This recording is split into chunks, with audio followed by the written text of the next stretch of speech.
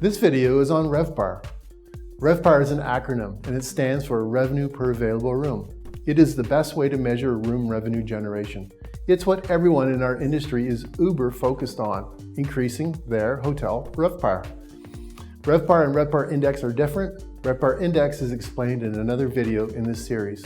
We can calculate the REVPAR for any period of time, a day, a week, a month, or a year. You can calculate REVPAR two different ways and you will get the same number.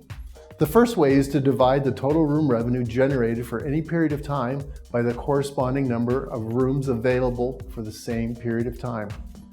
Rooms available, not rooms occupied. In this example, last night I generated $7,500 in room revenue and I have 100 rooms in my hotel. I divide the 7,500 by 100, equaling the REVPAR of $75. The second way is to multiply the occupancy by my average room rate for any period of time.